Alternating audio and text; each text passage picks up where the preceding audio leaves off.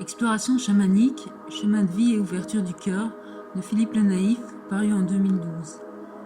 L'auteur dont nous suivons l'histoire est ingénieur et va se marier en 89. Mais au bout d'un an, ils vont rompre. Ce mariage raté va laisser un insondable chaos révélé par cette relation.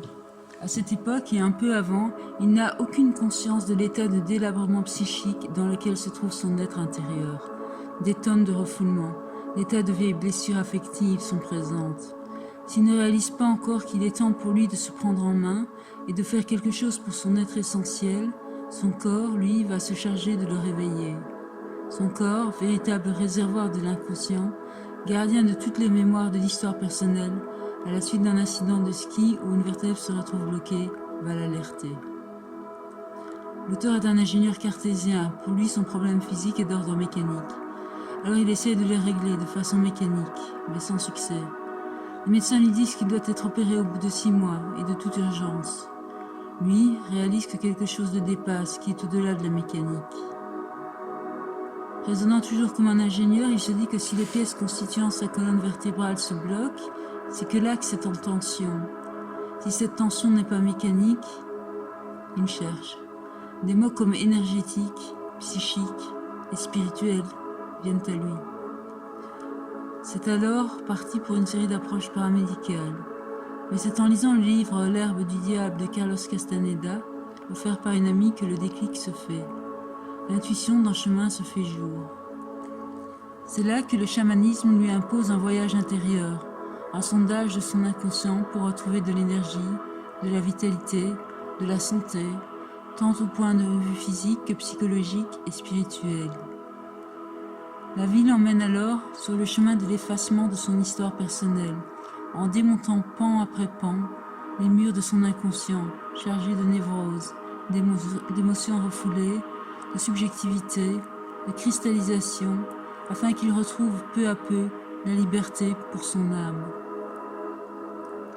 Au début, ce qu'il découvre en chemin lui est tellement intolérable qu'il n'y a qu'en état modifié de conscience qu'il peut le vivre.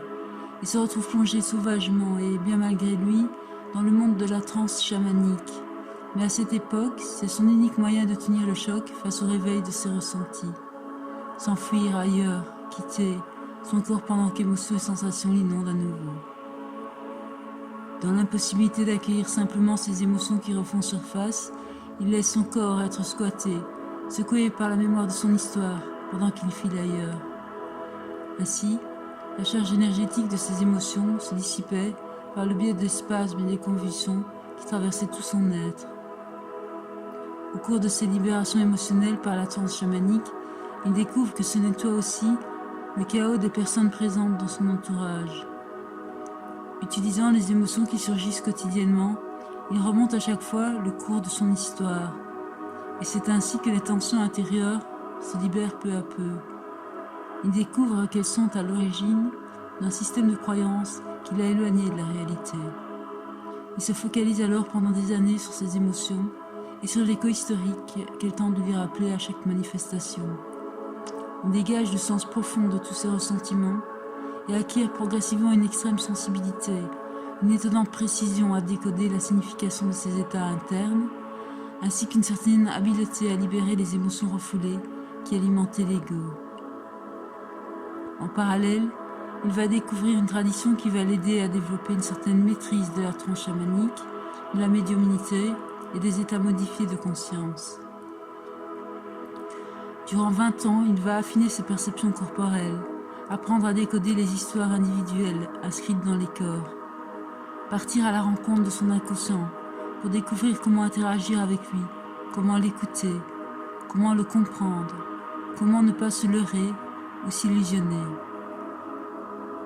Sa mission, effacer toujours plus son passé pour vivre libre le présent. Il va se découvrir un don. En touchant les gens pendant quelques secondes, en état de transe médiumnique imperceptible, il entre naturellement en relation avec l'histoire des refoulements de l'enfance enfouis dans leur inconscient. Année après année, cette capacité à entrer en relation profonde et intime avec l'inconscient s'affine. Progressivement, il va percevoir l'inconscient comme un être à part entière, vivant en chacun de nous de manière quasi autonome. Petit à petit, il apprend son monde, ses besoins, ses réactions, ses difficultés, comment l'apprivoiser, comment l'aider, comment le rassurer. Car cet être qui vit en nous à l'âge de nos traumatismes d'enfant et de nos blessures d'amour. Quelquefois, en fonction des traumatismes vécus, des forces contraires peuvent s'opposer et agir comme des êtres différents avec des objectifs propres. Il n'y a plus alors un enfant sauvage, mais parfois plusieurs. L'auteur décide avec une amie d'élaborer une formation de type initiatique appelée processus rituel. Beaucoup de personnes se plaignent très souvent que bien que leur parcours psychothérapeutique les ait aidés, il n'a cependant pas changé leur vie en profondeur ni apporté le bonheur attendu. Ces personnes sont généralement d'accord pour parler en ce qui les concerne d'évolution, mais pas de réelle transformation. Ce qui pose problème pour qu'il y ait une réelle transformation, nous dit l'auteur, c'est qu'il y a souvent cet oubli du corps qui contient l'énergie des émotions refoulées. Or, celle-ci influence notre perception subjective du monde et orchestre notre quotidien. Si votre tête est remise en ordre, si vous avez fait le ménage dans votre système de croyances, mais que l'énergie cristallisée à l'origine de ces croyances est toujours captive dans vos tissus, rien ne changera. Le monde fonctionne de manière physique, selon le principe d'action égale réaction.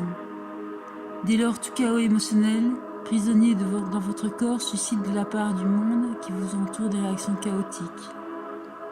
Une première chose à faire pour changer votre quotidien, modifier les réactions du monde à votre égard, c'est de réduire votre chaos intérieur, changer votre action, inconsciente, en reprenant contact avec votre vécu refoulé, votre ombre, et en laissant s'exprimer enfin les émotions trop longtemps retenues dans votre matière. Toute transformation, physique ou psychologique, dans le monde du visible, celui de la matière, ne peut être complète que si elle a un lieu également dans le monde de l'invisible, celui de l'esprit, au niveau spirituel. C'est pourquoi les sociétés primitives pratiquent les rites de passage. Seuls les rituels sont opérants pour interagir avec le monde de l'invisible. Alors qu'il commence à structurer le projet processus rituel, l'auteur se retrouve un jour vibré par la présence à ses côtés d'une entité qui dit s'appeler Sarohar et qui annonce qu'il va s'occuper du processus rituel, les guider et les aider à mener à bien ce projet qui du coup devient également le sien. Alors, le terme entité est à comprendre dans ce contexte précis comme une conscience qui ne s'est plus incarnée depuis longtemps, qui a atteint un haut niveau de développement et qui descend pour amener la lumière de la connaissance au nom d'Oxala, vibration des grands maîtres tels Jésus-Christ, Bouddha, etc. Ainsi démarre une grande aventure collective donc, tant sur le plan horizontal avec des humains et tout ce que ça implique de psychique, que sur le plan vertical avec des guides et des messagers spirituels pour éclairer leur route. Tout ce qui arrive au plan spirituel impacte plus tard le plan psychique, qui lui-même affecte le plan physique encore un peu plus tard. L'auteur développe et dit que s'il change quelque chose sur le plan spirituel à l'aide d'un rituel et qu'il ramène de l'harmonie dans sa relation à l'esprit, alors, tôt ou tard, son vécu psychique changera aussi et un plus d'harmonie se fera. Mais pas sans implication de sa part. Cela lui coûtera une expérience qui remettra en mouvement des émotions refoulées afin de les libérer. Et l'impact de cette libération se fera encore un peu plus tard au niveau du monde physique, rendant plus fluides ses mouvements, augmentant sa vitalité et son niveau de santé. Au début, les premières libérations de refoulement qui se font produisent des effets immédiats. Sur le plan émotionnel, c'est bien sûr intense. C'est toujours intense, sinon ça n'aurait pas été refoulé. Mais il arrive fréquemment que cela se fasse en une fois. On est là dans les couches extérieures de l'oignon. Par la suite, plus on avance dans les couches intermédiaires vers le centre de l'oignon, plus la charge émotionnelle est grande et diffuse, et puis il faut s'y reprendre à plusieurs reprises pour en venir à bout. Et quand on aborde le cœur du traumatisme, n'en parlons pas. Ça peut prendre un certain temps. Le projet processus rituel est mis sur pied en 2007. À ce moment-là, nous dit l'auteur, sa femme Marie et lui savent qu'ils ont là le moyen de concrétiser leurs désirs. Emmener des groupes en Afrique du Sud, là où l'humanité trouve son origine, afin de leur faire découvrir une tradition ancestrale et leur en faire vivre quelques expériences sous la guidance de Ma Toko, qui est initiée à la guérison et aux plantes sacrées. L'objectif est l'élévation de conscience vers la lumière, et non l'accroissement de pouvoir et le maintien dans les plans denses avec des sorts jetés au nom de la vengeance, de la cupidité, de la jalousie ou de la convoitise des biens d'autrui. Certains Européens naïfs font parfois une confusion entre un homme de pouvoir, un chaman, et un maître spirituel, un gourou. Les chemins que l'un et l'autre empruntent sont fortement différents, même si en définitive le but ultime est identique, à savoir l'unité. À la base, le chaman apprend à manipuler les forces de la nature et à s'adjoindre le soutien d'alliés, entités, esprits, puissants, pour influencer la réalité et accomplir sa magie. Le gourou fait le chemin de l'esprit et sonde l'âme par la méditation et la prière. Chacun rencontre le chaos à sa manière et doit lutter pour amener en soi paix, équilibre et harmonie. Ensuite, au-delà de ces considérations et de ces différences, il y a toujours l'individu. Quelle que soit la voie choisie, ce sont toujours les qualités de cœur, la capacité d'élévation, l'éthique personnelle, l'amour qui vont faire la différence. Nous suivons l'auteur en Afrique du Sud, dans la vallée sacrée, quand soudain un état de transe s'abat en lui subitement. Et maintenant, en 2009, nous le retrouvons avec Marie en Tanzanie, désireux d'assister notamment à des rites de passage et ou à rencontrer des guérisseurs traditionnels. Et ce sera le cas. Il se retrouve dans un village avec un groupe de femmes qui dansent et des hommes qui jouent des percussions. Bref, une ambiance traditionnelle africaine. Soudain, la dame qui les avait accueillis revient vers Maria et l'auteur pour les informer qu'une étape importante du rituel va avoir lieu. La jeune fille en initiation va sortir de sa période de réclusion et pouvoir, dans les heures qui suivent, revenir au contact de la communauté tout entière. Aucun homme n'est autorisé à y assister, sauf après un moment moi. La jeune fille doit encore y vivre une phase de transition et recevoir la bénédiction des aînés de la communauté pour sa nouvelle tranche de vie qui commence. Dans la plupart des traditions ancestrales, le rite de passage chez la jeune fille a lieu au moment de ses premières règles, quand la nature vient la confirmer comme femme. L'essentiel de son initiation va être de prendre conscience de cette nature féminine et de ce que cela signifie. Son processus initiatique est de type yin. Enfermée dans un espace clos, elle va devoir faire un long voyage intérieur à la rencontre du principe féminin et de la vie dont elle est dépositaire. Elle va aussi apprendre de ses aînés que la force de son éros, l'amour, la pulsion de vie, la fonction de relation n'a pas d'équivalent. Sa puissance de séduction et d'appel à la vie peut donc se révéler égoïste, manipulatrice, dévastatrice si elle ne s'accompagne pas de conscience et de discernement. Au moment de devenir un homme, l'adolescent par contre ne reçoit rien comme signe de la nature. Il doit donc partir à la conquête de sa masculinité où, au travers d'épreuves multiples, il devra faire preuve de courage pour devenir un guerrier capable d'affronter ses peurs et de protéger toute sa famille des dangers du monde. La force de l'homme, c'est le logos, la rationalité, la fonction cognitive et discriminatoire. Il est celui qui érige les lois, qui permettent de structurer la société dont il est dépositaire. Contrairement à la femme qui doit acquérir le yang, de la réflexion pour équilibrer son éros, l'homme doit apprendre que sans le yin, de l'instinct, de l'intuition, de la relation, sans fonction d'accueil global, ses capacités à rationaliser est stérile. Mais revenons à la jeune initiée. Pour dire qu'en ce début imminent de sa vie de femme, elle se voit également nommer une aînée qui va l'accompagner, qui sera son référent, vers qui toujours revenir lorsqu'elle aura des questions relatives à sa vie en tant que femme.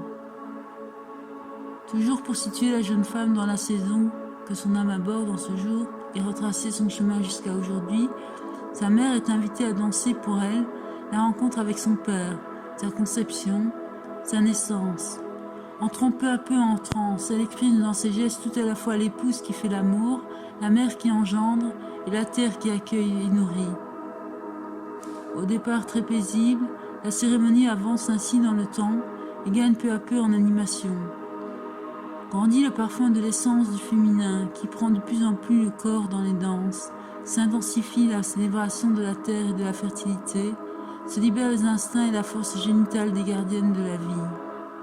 À l'issue des phases de commémoration de naissance de la jeune fille, d'enseignement propre à cette étape de vie et de bénédiction pour la route qui s'ouvre à elle, les musiciens sont enfin invités à rejoindre les femmes pour entrer dans la séquence célébration festive. Les danses reprennent dans un premier temps symbolique, puis glissent imperceptiblement vers la transe. Le pouvoir du féminin s'amplifie encore, annonçant sans aucun doute possible une intense fête de la fécondité à la nuit tombée. Autant c'est le rite de passage de la jeune fille, autant c'est aussi pour toutes les femmes du village l'occasion de célébrer, de rendre hommage à la nature profonde du féminin. Plus le soir se rapproche, plus la frénésie gagne les femmes, plus la transe s'installe dans la danse, plus la censure s'estompe, plus la libido et la génitalité reprend ses droits, surtout en tant que premier source de vie. Quand le soleil aura disparu et que la lune par son apparition aura consacré les femmes en maîtresse absolue de la cérémonie, elles inviteront chacun un homme, peut-être même plusieurs, à les honorer dans la profondeur de la nuit, en pleine nature, jusqu'au petit matin, moment où prendra la fin cette étape du rite de passage. D'ici là, aux hommes d'assurer dans leur dévotion au culte du féminin. La jeune femme devra ensuite être reconduite dans sa hutte, y revêtir les vêtements consacrant la fin du rite de passage et être ramenée vers la communauté tout entière sur les épaules d'un beau grand jeune mâle afin d'y être célébrée dans son nouveau statut de femme. Après quelque temps, le temps de se changer conformément à la tradition, une femme nouvellement sacrée, un peu timide mais lumineuse, fait son apparition sous les acclamations des femmes de la communauté. Un bel âtre est là, prêt, qu'il installe en haut sur ses épaules et s'en va la présenter au village. L'auteur nous dit que la seule unique vraie méthode pour diminuer notre stress, c'est notre capacité à reconnaître, qualifier et surtout exprimer nos émotions en nous y abandonnant pour habiliter cette capacité yin d'accueil. Nous voici à présent en Polynésie au mois d'août 2009. À Tahiti, l'auteur donne une conférence intitulée Le secret des chamans à Papeete, plus précisément Sofitel Salgauguin. Au moment où une connaissance lui présente un couple, une sensation de plénitude étonnante l'envahit en présence de l'homme. Déjà, il les avait croisés dans le hall d'entrée et leur présence était différente et avait attiré son attention. Peu de mots sont échangés. C'est plutôt une intensité silencieuse, délicate, qui leur donne à tous deux le frisson. À tous deux le frisson. En fin de conférence, l'auteur, comme à l'accoutumée, joue un peu de musique avec des instruments ethniques traditionnels, flûte, kalimba, afin de mettre l'auditoire dans un état de conscience légèrement modifié et illustrer les propos de ma présentation. À un moment donné, à l'endroit où le couple est assis, une vive lumière blanche attire son regard. Un halo blanchâtre entoure chacun des membres du couple, halo qu'il traduit comme un signe d'un haut niveau vibratoire, d'un plan spirituel élevé. Comme tout est toujours relatif, il se dit que c'est clair que cette perception n'est pas absolue et qu'elle n'est valable qu'en fonction de sa capacité à percevoir des écarts par rapport à son propre plan vibratoire. Toujours est-il que cette perception lui donne à penser, par comparaison, que leur vibration est plus fine, plus légère, plus lumineuse que tout ce qu'il a rencontré jusqu'alors. À la fin de sa prestation, il leur fait part de sa perception. Étonnamment, il lui renvoie la même chose le concernant. Alors qu'il leur parle de la beauté de leur lumière tellement différente de la sienne qu'ils considèrent comme dense, lourde, épaisse, ils lui disent qu'ils se trompent, qu'ils perçoivent sa lumière aussi subtile qu'il ne décrit la leur. Pareil pour Maria. Le couple va alors donner à l'auteur et à son amie Maria des bijoux et un bâton sculpté de motifs maoris, rappelant les tiki wananga, baguettes du dieu, réservées aux prêtres pour entrer en contact avec des esprits lors des rites sacrés. Au moment de clore tous les débats et de sortir de la salle, une personne attrape l'auteur par le bras et lui demande si elle peut lui prendre la main. Sans trop y prêter attention, il la lui donne et sans mot dire, elle la serre dans les siennes en fermant les yeux. Au bout de quelques secondes, elle lui dit Tous les restes de tes souffrances d'enfant vont bientôt disparaître et ta vie va prendre un nouveau tournant. Au moment où Maria et lui avaient commencé à cheminer ensemble, une amie commune, étonnante astrologue, leur avait dit « Ensemble, vous allez avoir un impact sur le monde. Vous avez une très grande union spirituelle sur laquelle votre mission va prendre appui. Mais sur le plan de relation, de couple, votre idéal est tel que vous allez avoir beaucoup de mal à l'incarner dans le quotidien. Il vous faudra de la patience et cela prendra un certain temps. » Le couple, c'est l'endroit où la relation renvoie le plus à toutes nos blessures d'enfant, toutes nos émotions refoulées, tous nos traumatismes affectifs. C'est le miroir idéal pour quiconque désire porter sur soi-même un regard lucide et sans concession.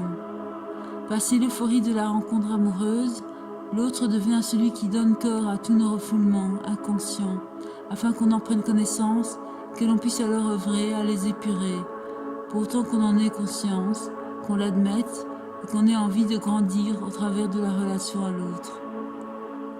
Seul un travail en profondeur sur leur propre histoire peut changer leur vécu dans la relation. L'autre n'étant que le miroir, ce qu'il reflète ne peut changer que ce que l'on donne à refléter, que si ce que l'on donne à refléter est différent. Tout ce qui nous arrive, c'est parce que nous le créons, et tout ce qui ne nous arrive pas, c'est parce que nous le tenons au loin. Car c'est ainsi. Tout ce que nous avons d'émotions refoulées est aux commandes de notre vie, au plus profond de notre inconscient et orchestre notre vie, le plus souvent à notre insu.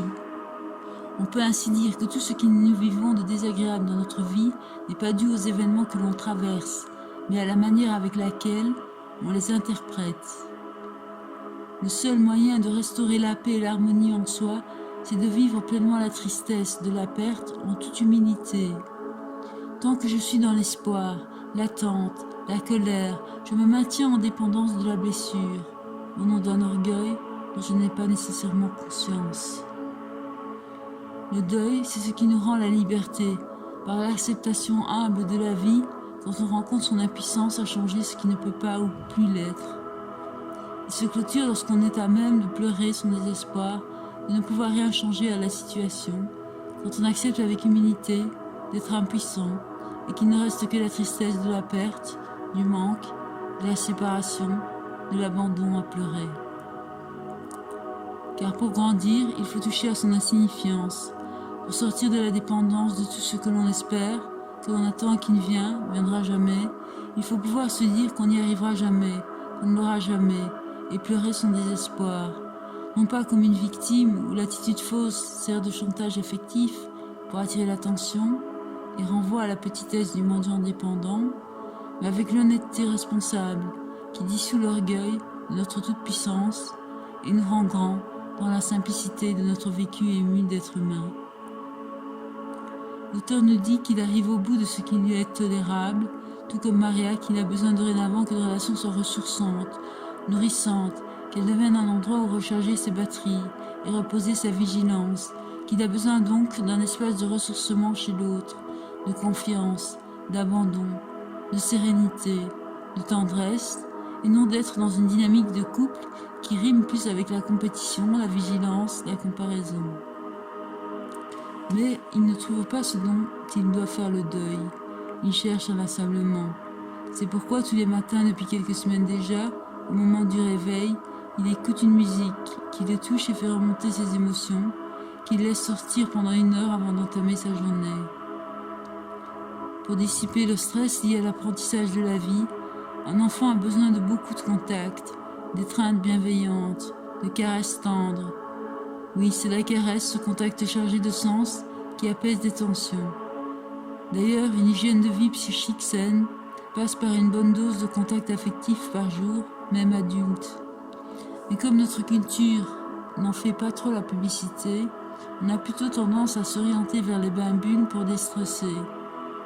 Dans nos pays occidentaux, où nous bénéficions d'un des plus hauts niveaux de la richesse matérielle, nous nous retrouvons pourtant relégués à l'état de quart-monde affectif, avec notre pauvreté en contact physique, en câlins, en caresses, en baisers. Nous sommes maintenant en Amazonie, au Pérou, le 24 novembre 2010. Don Julio, qui manie les énergies subtiles selon l'art andin, accueille Maria et l'auteur venus organiser leur stage. Il va assister à une cérémonie dite de l'ayahuasca, plante psychotrope. Chaque tradition chamanique a son véhicule privilégié pour accéder à la transe et habituellement ce sont les percussions. Mais en Amazonie, l'humidité est telle que le tambour cède la place à l'ayahuasca. L'auteur ne prendra pas la plante pour ne pas dénaturer cette capacité naturelle et extrêmement subtile qu'il a mis tant d'années à développer. Il nous alerte par ailleurs sur des conséquences de l'absorption de cette plante qui cause parfois chez les Européens des trous dans l'énergie, dans le champ magnétique qui entoure la personne. Il constatera que les Indiens ne souffrent pas comme nous de tous nos refoulements, de toutes nos contractions psychiques et de nos névroses occidentaux, car avant tout ce qu'ils ont de différent comme mode de vie, les valeurs, croyances, et surtout l'harmonie, l'instinct et la paix en lien à la nature. La plante ne produit donc certainement pas les mêmes effets. Don Julio connaît la pratique de l'Umbanda, qui consiste donc à incorporer des esprits, des entités qu'a déjà pratiqué l'auteur. Chacun fait donc l'expérience du moment à sa manière et entre en état modifié de conscience selon sa tradition. Dans toutes les traditions chamaniques, toute maladie, tout accident relève d'une rupture d'harmonie à un niveau plus subtil, psychique et spirituel, entre soi et la nature, entre soi et sa nature. Il y a une analogie entre tout pèlerinage et le voyage intérieur. Pour tous les deux, le voyage est long et se fait pas à pas. Pas question de rouler des mécaniques, pas question d'espérer arriver vite. Le chemin doit s'accueillir comme il vient à nous, dans l'instant. Don Julio nous invite à un moment donné à nous coucher à même le sol, sur le dos, pour nous ouvrir davantage à l'histoire de la cité. À peine couché, je ressens un mal-être, comme si j'entendais hurler de détresse les âmes des guerriers morts, là sur qui avait dû être un champ de bataille. D'un coup, je suis sur pied et j'ai l'idée dans un premier temps de jouer de la flûte pour soulager les détresses. Mais Maria aussi a senti les âmes et sait que la flûte ne sera pas suffisante. D'un bond, elle me rejoint et partage avec moi les indications qu'elle vient de recevoir sur un rituel à entreprendre pour aider les âmes à monter de plan. À deux, nous commençons à invoquer le vent. Vivement, nous demandons au groupe de former un cercle fermé autour de nous. À peine le cercle installé, Sarohar me fait sentir sa présence. Il est vrai qu'il est mort sur un champ de bataille, tel que celui-ci, dans un pays tout proche. Je l'incorpore et lui cède ainsi la main quant à la direction des opérations. Mais quand il en a terminé, au moment de se désincorporer, il se passe le même phénomène que lors du tout premier stage du processus rituel en 2007. Un grand courant d'air balaye le lieu, un état de torpeur m'envahit et je me retrouve à nouveau dans une transe encore plus profonde avec l'esprit du vent. À nouveau, les mouvements sont beaucoup plus bruts. Peu de conscience, quasi pas d'habilité à parler, mais une énergie gigantesque. Semblant dégainer une épée logée dans mon hippome derrière la nuque, la déesse du vent lança, se met à danser pour accomplir sa mission. Faisant tournoyer sa lame au-dessus de la tête des participants, elle crée une sorte de vortex pour remettre en mouvement les âmes, stagnant en ce lieu, pour les aspirer vers le haut, les remettre dans un mouvement ascendant, et aussi nettoyer les participants des empreintes de détresse que les âmes ont laissées sur eux, qu'ils en aient eu conscience ou non. Le moment est tellement fort que certains participants s'effondrent en larmes.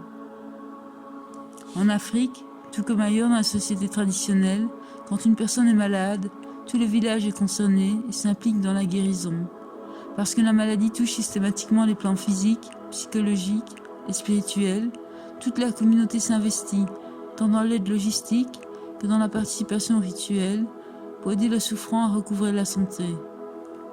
Quand revient la santé, elle impacte aussi tous les villageois qui, de près ou de loin, ont été touchés par la situation et ont nettoyé, voire guéri des parts d'eux-mêmes.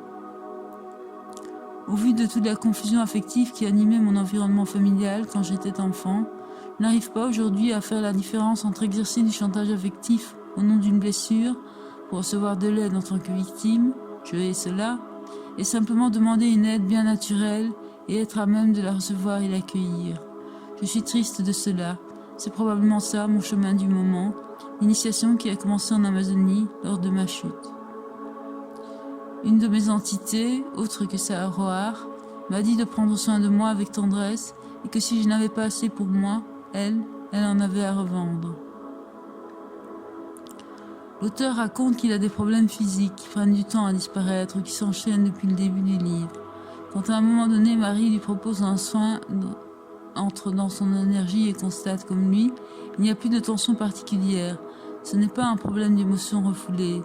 Pour elle, c'est une réadaptation de sa matière, du physique à tous les changements psychospirituels survenus ces dernières semaines. Nous sommes alors fin janvier 2011. Marie lui dit « C'est comme pour ta jambe, tu vas continuer à apprendre les réalités de la matière, la lenteur de la terre, le temps du concret dans le physique. Tout habitué à tes élans vifs, te voilà contraint à un nouvel apprentissage. Je m'endors le dos blessé, les muscles douloureux, le corps épuisé. Une fois allongé, ma vigilance peut tomber. Je peux régresser et prendre rendez-vous avec mon inconscient, en état modifié de conscience, afin de l'entendre sur ses motivations. Là où les adeptes du voyage chamanique rencontrent leur animal de pouvoir, moi depuis toujours, lorsque je fais cela, je rencontre le guide, qui n'est autre que celui qui aurait dû être mon frère, si sa gestation avait été menée à terme. Celui-ci me dit, comme tu le vois, il n'y a plus rien. Il faut que tu t'y habitues. La tranche de vie où tu nous trouvais se termine là. Finalement, fini la magie, retour à la réalité. La résolution progressive de mes difficultés relationnelles avec le féminin, la dissolution de ma structure psychique névrotique, la réhabilitation de mon identité d'homme m'a apporté aujourd'hui les ressources nécessaires pour vivre pleinement sur Terre, sans plus devoir en éviter certains chapitres, en m'enfuyant dans un monde magique. Mon inconscient était en deuil et me faisait part de sa souffrance au travers de la détresse que je ressentais face aux douleurs provoquées par mes déplacements de vertèbres. Je finis par m'endormir en accueillant cette détresse. Pendant la nuit, je sens ma colonne vertébrale se redresser un peu. Durant mon sommeil, je rêve de ma blessure à la jambe et je la vois totalement guérie. Cette information n'a rien à voir avec la blessure proprement dite, mais me parle symboliquement de ma terre, de ma matière, de mon contact avec la réalité, du rite de passage de ma chute, de la résolution de ma structure psychique névrotique et l'intégration harmonieuse de mon anima. Ça y est, une page de ma vie se tourne. Dans mes cours, je répète à qui veut l'entendre que le chemin de la spiritualité passe par celui de réussir son incarnation, c'est-à-dire d'arriver à vivre sur Terre comme un humain en lien avec la nature, avec sa nature, avec amour pour tous ceux qui la partagent, et non comme un demi-dieu, en proie à ses fantasmes ou sa conception désincarnée de l'amour. Au réveil, je repense à tous les messages reçus qui me sont soit envoyés par mon inconscient, dans mes rêves ou transmis par des entités, et je me force à me souvenir qu'il y a toujours un temps d'intégration dans la matière. Quelles que soient les bonnes nouvelles, elles doivent s'inscrire dans la mémoire de mon corps par leur biais d'expériences vécues. Ainsi, pour un rite de passage d'homme, il faut que le jeune homme soit arraché à l'empreinte féminine de la mère et être récupéré par les hommes pour être formaté conformément à la fonction masculine. Il y a donc une période de retraite plus ou moins longue selon les traditions, durant laquelle la communauté masculine s'empare du jeune homme afin de lui faire vivre sa transformation et d'en garantir l'aboutissement. En ce qui me concerne, cette phase va s'orchestrer d'elle-même par la nécessité de mon état physique. Alors qu'il fait le tour des dégâts dans ma colonne vertébrale, Roger, ostéopathe, me lance. Alors encore en transformation dans ta vie ? Depuis que je te connais, je t'ai déjà vu épuiser au moins 3 vies, tellement tu fais des changements rapides. C'est normal que ton cœur ne suive pas.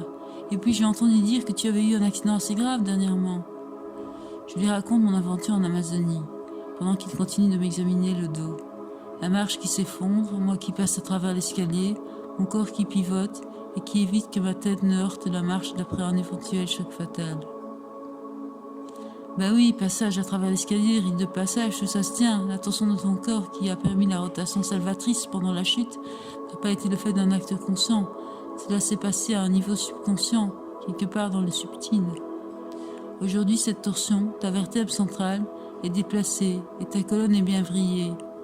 Bonne nouvelle, ton sacrum est lié émotionnellement à ta renaissance et à la charge du lien utérin qui disparaît. Tu as bien vécu un rite de passage avec rupture de lien à la mère.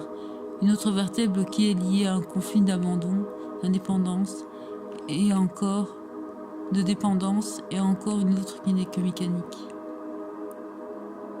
Le temps passe. Sur fond de douleur dorsale et d'amitié masculine, je sens que le processus de transformation qui a impulsé ma chute en Amazonie continue irrémédiablement jour après jour.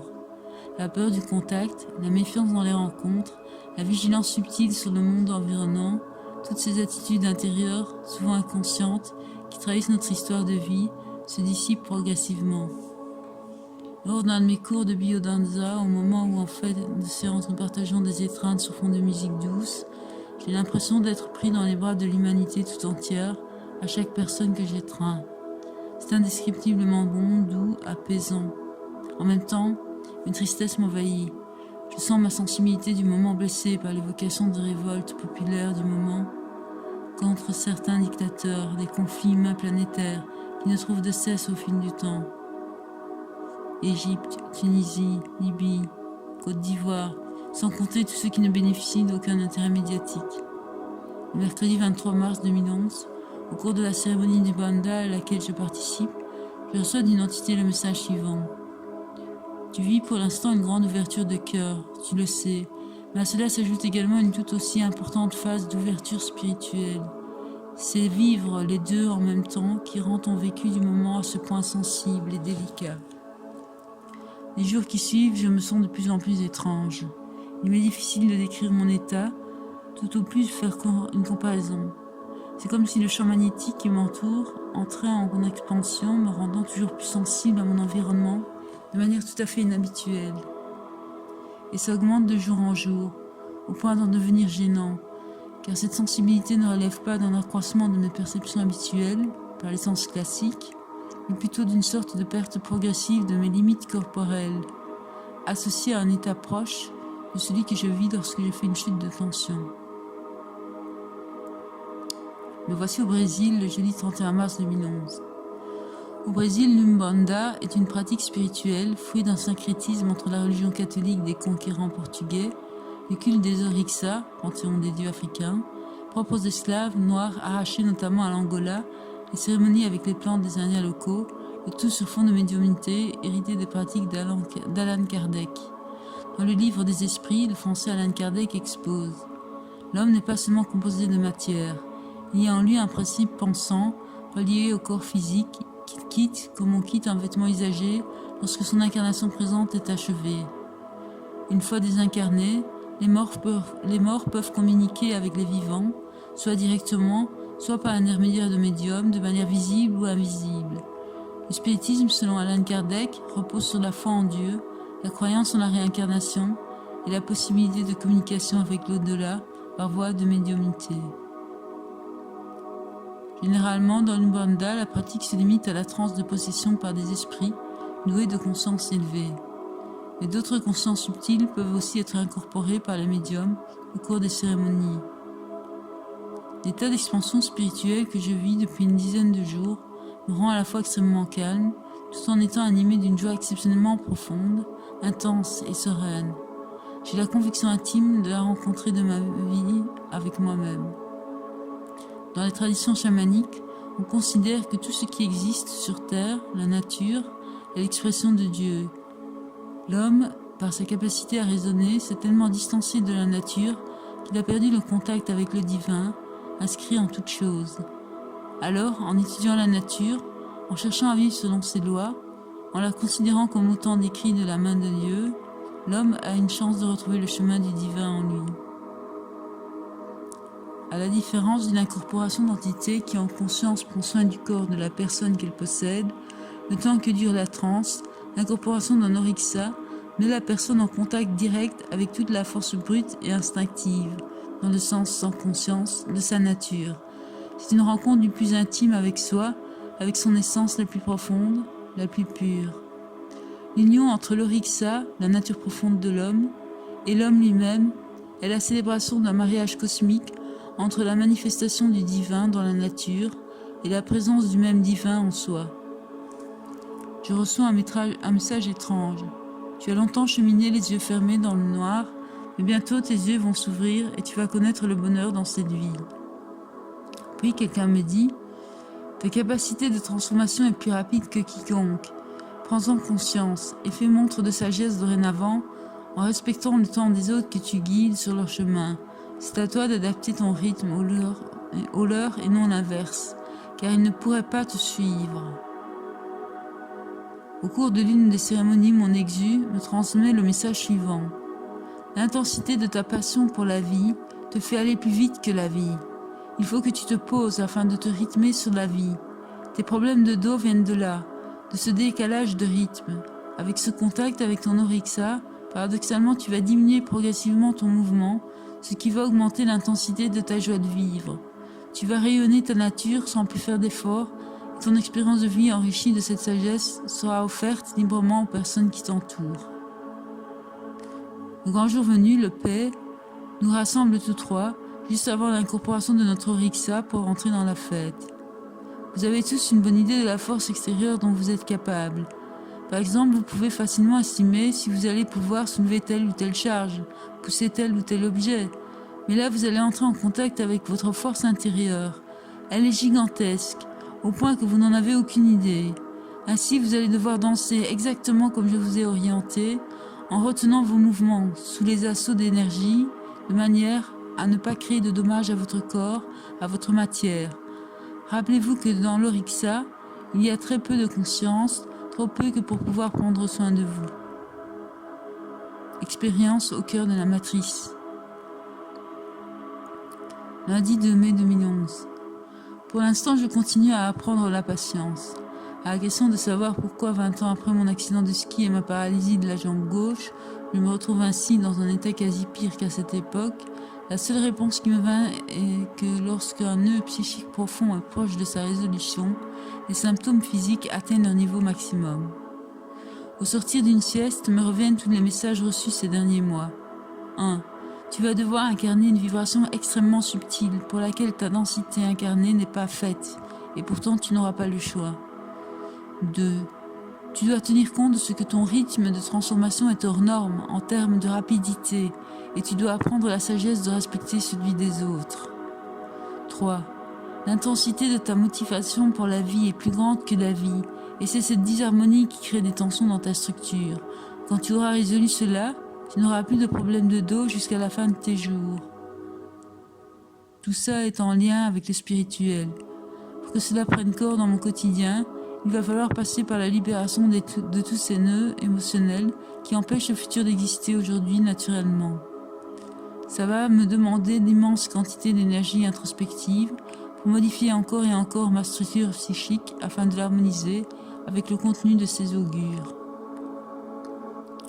Les douleurs que je vis en permanence depuis 4 mois maintenant m'invitent à toujours plus d'intimité de présence dans mon corps. Plus que jamais, je me sens humain, fait de chair et d'os, et tout en même temps totalement détaché, en contact avec ma dimension divine et sacrée.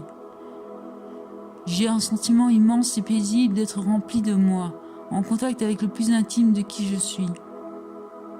Et pour cause, jour après jour, les souffrances physiques m'aident à me mettre en lien toujours plus profond avec les restes des blessures d'amour, quand enfant je manquais d'attention et d'affection. Régulièrement, je repars pour une séance de nettoyage du passé avec ma musique du matin. À chaque fois que ça lâche sur le plan émotionnel, que j'efface un peu plus mon histoire personnelle, je prends de la distance, je me détache et en même temps, ça se détend sur le plan physique et la vie s'allège. Nouvelle douleur, massage et acupuncture. Une aiguille dans la plante du pied me fait brutalement hurler comme si je venais de prendre une décharge de 2000 volts. Comme il y a tension et qu'elle ne s'enfonce pas spontanément, j'en insiste et je hurle de plus belle. Jean vient sans nul doute de toucher un point sensible et je me retrouve projeté dans le rêve éveillé que j'avais fait en octobre 2006 à Cape Town, relaté de la manière suivante dont j'ai dansé avec mon ombre. Soudain, je me retrouve dans un cachot humide, sombre, avec juste un peu de paille au sol pour dormir. On est au début de la chrétienté, j'ai les épaules en charpie, je suis dans un état pitoyable, crasseux, maigre, puant. Mais le geôlier est bienveillant et la porte ouverte. En fait, c'est moi qui ne veux pas sortir. Je ne suis pas prisonnier, je me terre. Avec insistance, je suis invité à quitter l'espace des caves où se trouve mon cachot, mais je refuse de revenir à la lumière de la surface. Au bout d'un moment, j'entends la voix de Dieu qui m'appelle à la lumière, alors je me mets à pleurer, entrant dans une sorte de délire où je m'entends lui dire que je ne veux plus de sa lumière. En son nom, je me suis mobilisée, en son nom, je me suis fait massacrer. Tout comme d'autres, nous sommes allés au front pour lui. On s'y est tous fait massacrer et lui n'a rien fait. Je n'en veux plus de ta mission de con. Ça ne m'intéresse plus d'aller me faire casser la gueule en ton nom. De toute façon, ça ne sert à rien. Ça n'a servi à rien. Tu n'as qu'à regarder dans quel état la planète, l'humanité, c'est pire que jamais. Dans quel état la planète, l'humanité, c'est pire que jamais. Trouve quelqu'un d'autre, moi je ne sors plus de ce trou. Ici, mal en point au fond de mon cachot, on m'a oublié dans de piteux états dans lesquels je me trouve. Je ne suis plus bon à rien, et c'est là ma plus grande sécurité. Si je me remets de mes blessures et que je réapparais, je me referai taper dessus. Alors tant qu'à faire, je préfère rester terré. C'en était resté là. Aujourd'hui, reprenant le rêve éveillé là où il s'était arrêté, je ne me vois plus au fond du cachot mais au pied de l'escalier. Je ne suis plus dans la peur et je ne perçois plus Dieu comme une autorité contre laquelle je me rebelle. Je vis l'instant comme un moment complice de négociation entre deux potes, dont l'un veut que l'autre sorte et l'autre se fait prier un peu par jeu. Je ne me sens plus sous la pression face à un Dieu tout-puissant, autoritaire, distant, mais plutôt relax en train d'accepter de rendre service à un ami qui me le demande, pour autant qu'on puisse avoir Dieu pour ami.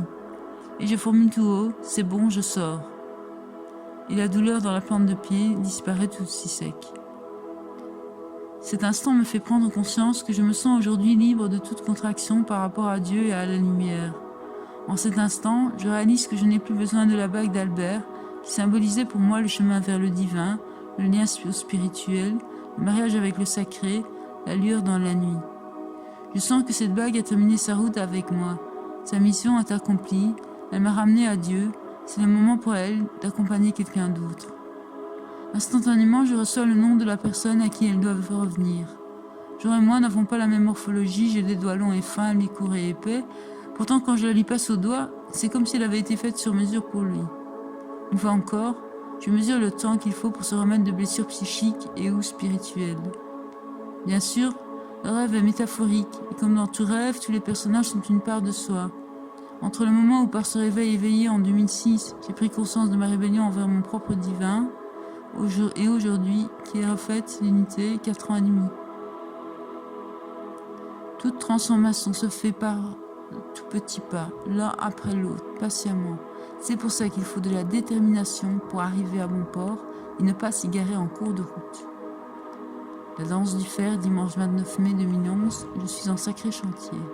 Je guette à chaque instant tout message qui remonterait des profondeurs de mon inconscient pour lui offrir un espace d'expression aussi infime soit-il.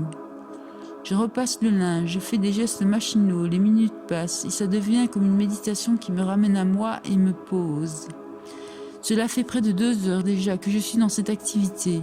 Le niveau d'agitation intérieure est très faible, je suis en contact intime avec mes ressentis paisibles. Alors que ma main revient de la droite et passe juste à hauteur de ma poitrine pour disparaître aussitôt, alors que se poursuit le trajet du fer à repasser, je perçois une émotion fugace. Je stoppe mon mouvement, je tente de le laisser grandir en moi l'émotion, mais c'est trop tard pour la retenir, déjà elle a disparu.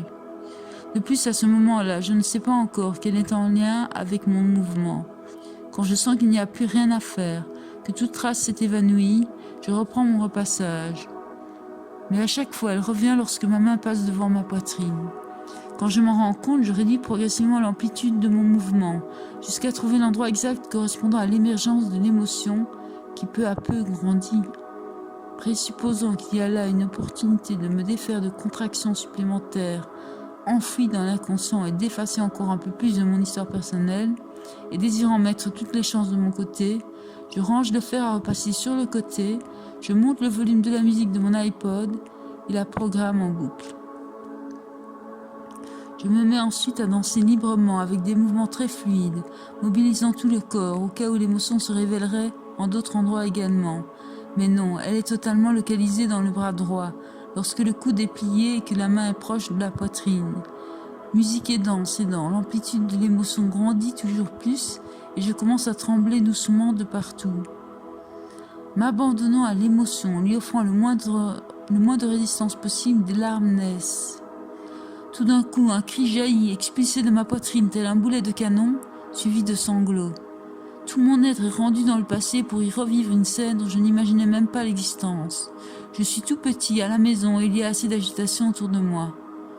On doit être sur le point de partir pour aller prendre un bus ou un truc du genre qui n'attend pas.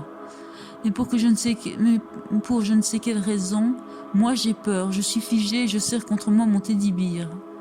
Face à mon immobilisme, ma grand-mère, dans l'urgence des horaires, vient vers moi, m'attrape la main et me tire vivement le bras, le forçant à s'ouvrir d'un geste vif. Et toute la scène de se verrouiller dans mon inconscient à l'étage des oublis. Revenu dans le présent, je réalise avec ravissement la qualité de repassage de mon t-shirt qui n'avait jamais autant de fois vu le faire passer et repasser.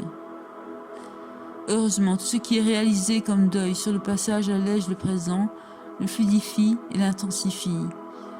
Un chemin de transformation initiatique, c'est un peu comme deux ascenseurs qui vont en sens inverse. Plus l'un monte, plus l'autre descend, et vice-versa.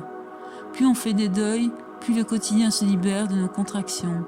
Plus le quotidien se vit dans l'harmonie, et plus on a de ressources pour sonder sereinement ses ombres les plus profondes. Plus on sonde ces ombres, et plus on les réhabilite, plus on a de la lumière dans sa vie, et plus la qualité du quotidien s'élève encore. Et ainsi de suite. Souriant, intérieurement, je m'entends dire « Les ressources dont tu dis manquer ne sont pas celles pour avancer, mais celles pour reconstituer ta capacité de contrôle sur la situation. Et si cela a lieu, tu vas faire un pas en arrière plutôt qu'un pas en avant. L'heure est au lâcher-prise et au grand saut dans l'inconnu salvateur. Si tu en es là, c'est que ton âme estime qu'elle est prête. Elle n'attend dès lors pas de toi que tu reprennes le contrôle sur le processus en cours, mais bien que tu mettes ton stress à tout contrôler de côté, que tu fasses preuve de confiance en la vie.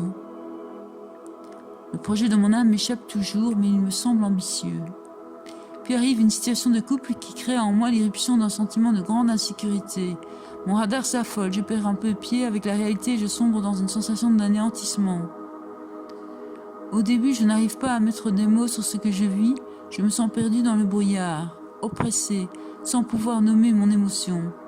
Peu à peu, j'arrive à mettre les mots de honte, de rejet, d'humiliation, par le fait de n'avoir pas droit au même regard que ceux qu'il me semble voir ma femme offrir aux autres. Bien sûr, c'est toujours pareil, la jalousie, ça n'est pas tant le fait du comportement de l'autre que du manque de confiance en soi, en fonction de notre histoire et de nos blessures. Demander à l'autre de modifier ses comportements ne guérit rien, ça occulte le problème pour un temps qui ne dure jamais très longtemps. Ainsi, le seul moyen d'en sortir, c'est de trouver quel est l'enjeu pour moi et d'en faire le deuil. Car paradoxalement, au niveau du psychisme humain, c'est après en avoir fait le deuil que ce qu'on espérait trouve une place pour se manifester dans notre vie. Afin d'aller plus loin, je me pose les questions suivantes. 1. À quel événement mon stress d'aujourd'hui fait-il écho dans mon vécu d'enfant ? Une fois repéré le vécu passé provoquant la même émotion, je me pose la question 2. Qu'aurais-je désiré à la place ? Bien sûr, dans la recherche des réponses, je m'interdis toute mentalisation. Je cherche à amplifier mes ressentis en lien avec la question, afin de pouvoir me laisser glisser le long des émotions, jusqu'au refoulement à libérer.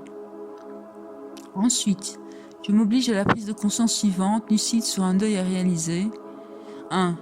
Jamais je ne comblerai ce manque du passé, même si inconsciemment depuis tant d'années je tente de faire mentir mon histoire auprès de toutes les femmes que je rencontre. Même si naïvement je continue à croire encore et encore à l'événement utopique extérieur qui viendra tout réparer et effacer les traces de ce manque. 2. J'ai été impuissant à faire autrement, à faire mieux, à éviter cette souffrance. Je dois faire cet aveu d'impuissance et entrer dans l'humilité, attendre la réparation de l'extérieur, croire qu'on y a droit, c'est nourrir l'orgueil de l'autosuffisance. 3. Je ne peux que faire le deuil de ce vécu en laissant toutes les émotions retenues à l'époque se manifester dans leur globalité et dans le détail, aujourd'hui afin de leur offrir une voie d'écoulement. Alors que je me livre à cet exercice, me vient l'idée que j'aurais aimé être accueillie, rassurée dans mon stress, de ne pas me sentir aimée, convaincue de ma légitimité à être nourrie d'attention, d'égard, de tendresse. À cet instant, je me revois enfant, me débattant, en train de mendier le droit d'être présent, le droit d'occuper une place, d'occuper l'espace, d'être reconnu pour ce que je suis.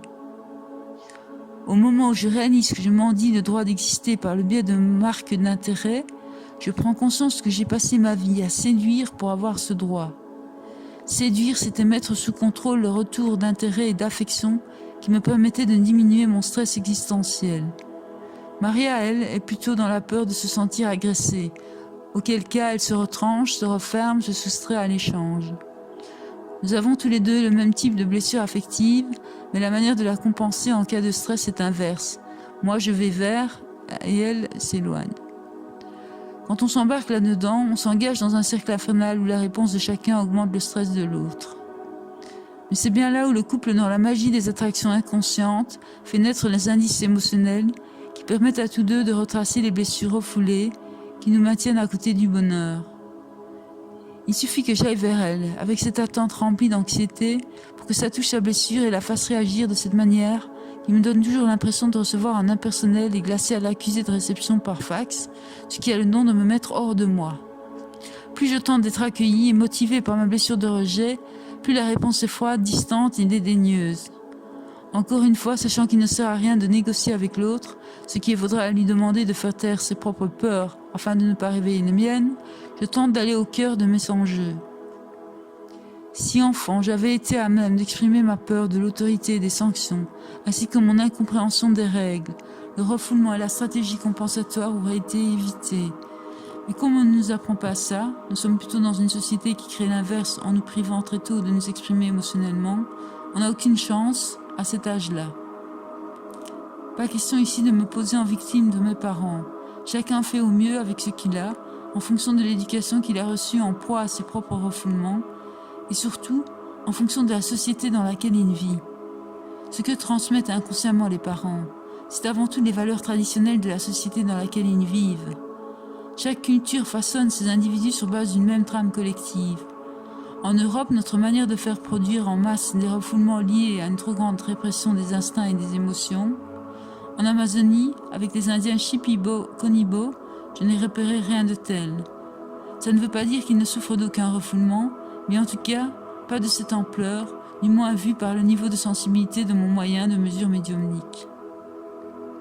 Une fois la peur refoulée, l'inconscient a besoin d'une stratégie compensatoire. Le seul moyen de s'en sortir, c'est de revenir aux émotions refoulées. J'entreprends donc d'augmenter le volume de ma musique, et c'est parti. Au moment où se libère le flux d'émotions, l'oppression dans ma poitrine s'évacue, en passant par la gorge où je manque d'étouffer, et me met la tête sous une pression telle que je crains qu'un vaisseau n'éclate dans mon cerveau. Sous le coup, mon état de conscience habituel vacille.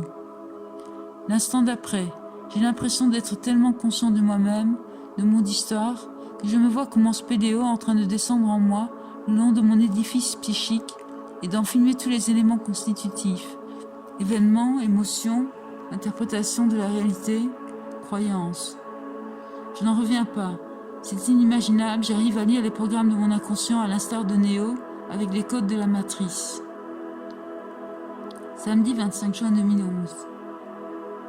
Fort de cette compétence nouvelle de pouvoir décoder la matrice de mon inconscient, je guette tout ce qui me traverse comme émotion récurrente, bien décidé à faire un nettoyage radical, non pas parce que poussé par les événements et n'ayant pas le choix, mais parce que là, je suis chaud, bien entraîné, et que l'expansion que prend ma vie à chaque libération m'excite de plus en plus. Je retourne avec ma caméra dans mon inconscient, à la recherche de l'origine de ce conflit intérieur. Peu à peu, j'arrive à cibler d'où ça vient. Je me laisse plonger au plus profond de mes ressentis et il me vient qu'enfant, j'ai eu maintes et maintes fois le désir naturel du sein de ma mère, une sorte d'envie incestueuse, s'ajoutant au projet existentiel et affectif d'être l'amant de ma maman. Pourquoi ça aboutit chez moi à vouloir mettre la femme à l'intérieur de moi? Expérience au cœur du cœur. Un jour, mon cœur, libéré de ses contractions, peu à peu, l'ouverture se faisant, j'ai réalisé que si je pouvais accueillir l'autre comme il était, le reconnaître vraiment, je pouvais faire de même avec moi. Pour la première fois, je pouvais voir que lorsque quelqu'un m'agresse, me dénigre, me disqualifie, ça peut aussi être dû à ses propres peurs et non parce que je ne suis pas parfait. Ça me permettait, dans certains cas, de ne pas être en réaction, mais de rester dans l'accueil, une fois que je percevais clairement la blessure de l'autre avec laquelle il se débattait. Du coup, mon sentiment de culpabilité systématique lors de frictions avec les autres se relativisait. Je n'étais plus nécessairement le fautif. Les blessures de l'autre pouvaient se réveiller dans l'échange et le faire réagir selon son histoire à lui. Ça changeait un peu plus encore mon vécu, ça me réhabilitait, ça me permettait de mieux vivre la situation, de mieux comprendre l'autre, de mieux l'accepter. Bref, d'entrer en relation réellement là où l'autre n'est plus qu'uniquement le reflet d'une de mes projections. Je pouvais entrevoir que dans la relation, il y avait deux êtres humains avec leurs blessures, et non un misérable moi face à un censeur froid, parfait, distant, supérieur. À force de jouer à Rambo dans mes noirceurs, j'étais parfois limite. J'avais besoin de faire une pause, de nourrir mon corps, de le remplir d'autre chose que de peur et de vieilles souffrances. Tout repassant par lui, il fallait que je prenne soin de ce corps qui me permettait cette grande lessive. Ayant entendu parler de Tantra, je m'intéressais à la question.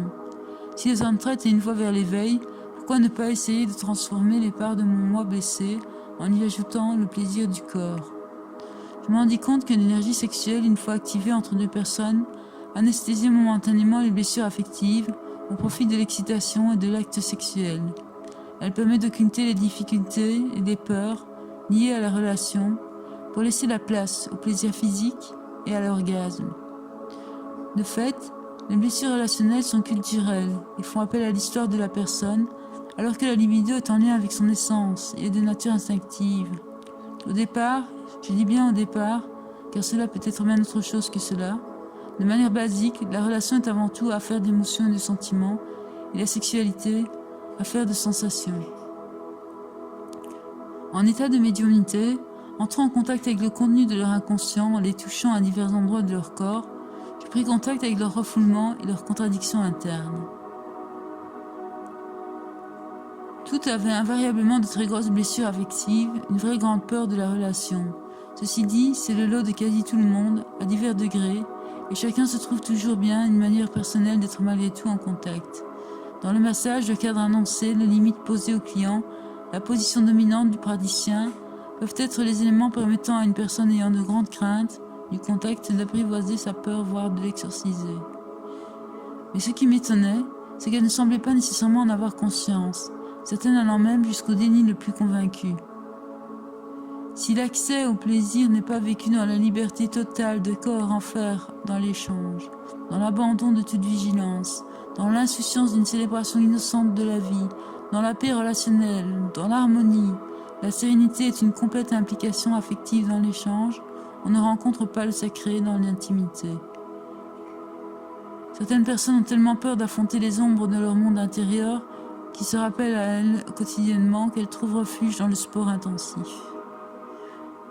Comme cette personne psychologiquement fragile, mais préférant se poser en victime de tout ce qui lui arrive, plutôt que de se remettre en cause, et qui fait 2 heures de salle de gymnastique tous les jours afin d'évacuer le stress produit par son inconscient au cours des dernières 24 heures. Faire du sport ne m'a jamais permis de résoudre une névrose. Au fil du temps, je restais donc perplexe face à toutes ces pratiques qui, à coup d'exercice, consistent à accumuler de l'énergie, à mettre autour de la blessure en évitant soigneusement d'aller à sa rencontre en profondeur afin d'en guérir définitivement. Car tant qu'on n'est pas allé jusque-là, on reste quelqu'un de blessé, même plein d'énergie. Ce n'est pas la technique du pratiquant qui permet la guérison en profondeur, mais le chemin au cœur de ces ombres. Et le destin du chaman, c'est de s'y projeter sauvagement pour y affronter la mort, la détresse, toutes les peines de l'âme, et en revenir afin de guider les autres qui n'ont pas ces facultés. Pour en revenir au tantra, je me demandais, si l'objectif est de faire circuler l'énergie sexuelle en évitant de rencontrer les blessures de la relation, quelle est la valeur sacrée, spirituelle d'une telle rencontre? À quoi bon l'extase sexuelle s'il y a impossibilité d'être en relation? Ou plutôt, comment l'illumination, l'extase, symbole de la fin de la dualité, la plénitude dans l'unité, peuvent-elles être accessibles entre 2 personnes toujours soumises à leur ego et qui évitent la rencontre de chaos affectif? Ne faut-il pas d'abord commencer par là? Ou en tout cas, faire en sorte de ne pas s'illusionner, mais de veiller à maintenir au premier plan cette préoccupation, prioritairement? Le but du tantrisme, c'est bien l'éveil. Autant en religion que philosophie, le tantrisme est à la fois pratique. Il enseigne une façon de vivre et d'être au monde, et mystique. Cette façon s'inspire de considérations métaphysiques et débouche sur un haut niveau de conscience. Son enseignement se transmet oralement par initiation de maître à disciple, mais il existe aussi des traités de les tantras. Le tantrisme vise à transformer complètement la personne, sa conception de la vie et son mode de vie. C'est une autre façon d'envisager le rapport au divin, à la femme, aux autres, à la nature. Il exige de nombreuses années d'apprentissage de 12 à 20 ans. Sur les 12 propositions du principal tantra, 4 seulement concernent la jouissance sexuelle. Les autres décrivent les bonheurs de tous les sens, la vue, l'odorat, le goût, l'ouïe et le toucher. C'est dire l'importance de la sensualité dans le tantrisme. D'être ainsi complètement attentif à ce qui se passe en nous, au plus profond de nous met en contact avec ce qui nous sommes fondamentalement. Laisser circuler le vivant en nous dissout l'ego et ouvre la conscience. Nous abandonner à l'intelligence de notre corps, à son énergie vitale, nous fait rencontrer la conscience absolue et la félicité. C'est dans la jouissance, qui ravit nos sens, qu'on accède au divin. Ce n'est qu'après des années d'initiation au tantrisme qu'est abordé le yoga de la sexualité. Car pour vivre la sexualité sur le mode tantrique, il faut être devenu tantrika, c'est-à-dire avoir conduit une longue et profonde transformation de son être. L'homme en particulier vénère la femme, quelle que soit sa beauté et son âge, car toute femme est une Shakti. Toute femme porte en elle la déesse. Toute femme est le calice de la puissance créatrice. C'est pourquoi, devant toute femme, l'homme doit se prosterner, affirment les tantrikas. L'Occident a bien les défauts de ses qualités. Une certaine superficialité et une perte de connexion instinctive à la nature qui nous tiennent éloignés des profondeurs de notre propre nature, de notre être essentiel. Quand on s'en rend compte et qu'on veut investiguer la vapeur, on veut que ça aille, et qu'on veut inverser la vapeur, on veut que ça aille vite. Quand ça ne va pas assez vite, on veut que ça soit magique et on s'écarte dangereusement d'un minimum de pragmatisme, tout comme j'avais espéré que les plans de Don Daniel, à distance et dans le temps, continuent à venir à bout de mon lipome. C'est sûr qu'accumuler de l'énergie par le biais d'une pratique régulière est à la fois plus rapide et moins important que de chercher à libérer celle emprisonnée dans nos refoulements. Mais quand on libère l'énergie d'un refoulement, c'est fait une fois pour toutes et pour la vie. Alors qu'accumuler de l'énergie pour colmater les brèches, il faut le faire toute la vie. Il faut aller à la rencontre de la blessure. Si l'on n'y prend pas garde, en accumulant de l'énergie plutôt qu'en faisant le chemin intérieur de libération de ces blessures, on fait un chemin d'homme de pouvoir et non de cœur. Il est bon de se poser la question de savoir si le chemin que l'on emprunte a du cœur. Mais pas en se demandant si les actes que nous posons viennent du cœur, car combien dans la cohérence de l'illusion dans laquelle notre inconscient nous maintient tous, ne sont pas persuadés qu'ils posent des actes de cœur en ignorant qu'ils sont simplement en train de libérer leurs tensions internes dans des attitudes compensatrices purement égoïstes. La vraie question n'est pas « est-ce que je fais les choses avec cœur ?» mais « est-ce que ce chemin va dans le sens de libérer mon cœur ?» Pour ce faire, il faut reprendre notre responsabilité vis-à-vis de ce cœur et comprendre que tout ce qui nous arrive est toujours une création de notre inconscient en fonction de notre histoire. Pas les événements que l'on traverse, bien sûr, mais comment nous les vivons. Car celui qui élabore l'émotion avec laquelle on accueille ce que l'on vit, c'est soi-même, uniquement soi-même, personne d'autre que soi-même ne peut créer la tristesse ou la joie qui nous habite. Et cette création est en lien avec notre histoire, elle en a le goût. Donc, si nous voulons faire un chemin qui a du cœur, rendre notre cœur léger sur le chemin, il faut guetter toutes les émotions et tous les ressentis désagréables, récurrents, et se demander en quoi, pourquoi, pour éviter quoi, nous construisons une réalité intérieure subjective, pareil face à la simple réalité factuelle extérieure. Nombre d'évitements voient le jour au nom de cette peur de s'impliquer dans son vécu. Notre culture ne nous apprend pas comment vivre nos émotions, ou plutôt commence très tôt à nous mettre mal à l'aise avec nos émotions, à force d'en censurer les expressions. Dans le même ordre d'idées, il y a aussi cette phrase « Mon corps sait ce qui est bon pour moi », au nom de laquelle se dédouane une part de conscience ou de responsabilité. Mais cette affirmation est totalement fausse. Détournée de notre nature profonde, que nous sommes par notre type d'éducation, notre corps a perdu plus d'un réflexe sain. Certains instincts hautement réprimés se sont pervertis et provoquent des actes contraires. Alors non, notre corps ne sait pas, ne sait plus ce qui est bon pour nous. Notre corps, c'est notre histoire, il sait les chemins que l'on a parcourus, les épreuves que l'on a traversées, les émotions que l'on a refoulées, et ce dont il nous informe, c'est qu'il y a un enjeu en lien avec notre histoire. La peur des émotions, la peur d'avoir peur, c'est surtout la peur de notre histoire personnelle qui prend toute la place en nous par le biais des sensations intenses. Et dans une culture qui fait tout pour privilégier la tête et lui éviter d'être perturbée par tout ce qui vient du corps, les sensations et les émotions finissent par nous confronter en une sorte d'inconnu qui nous fait peur. Ça devient donc la peur d'avoir peur parce que c'est l'inconnu. Le problème, c'est que tant que je ne vis pas l'émotion, tant que je reste hors d'elle, elle pousse plus fort que pour se faire entendre. Je me souviens d'un participant qui se tordait de douleur abdominale en hurlant de plus en plus fort qu'il avait peur. Mais ces douleurs naissaient de ce qu'il tentait par tous les moyens de contrôler et de contenir sa peur, et non de la peur en elle-même. L'invitant à entrer dans sa peur, à la laisser le submerger, les douleurs disparurent instantanément et la pression de sa peur se dissipa. Dans mon parcours, j'ai rencontré des gens fantastiques, aux qualités et aux compétences impressionnantes. Mais je n'ai jamais croisé que par 2 fois des initiés chez qui l'amour qui se dégage de leur présence, suite à un long chemin d'humilité, de réhabilitation du cœur par l'accueil de leurs affects, n'a d'égal que la discrétion et la simplicité de leur ouverture à l'autre. Au départ, l'énergie sexuelle, la libido, c'est d'ordre instinctif et animal, donc fondamentalement égoïste. Mais si cette énergie passe par l'affectivité saine d'une implication dans la relation, elle se transforme pour devenir humaine et sacrée. J'utilise ma médiumnité et mon toucher pour localiser les zones du corps où l'inconscient a enfoui des mémoires de trauma et pour aider à leur libération. Affronter la peur de la mort.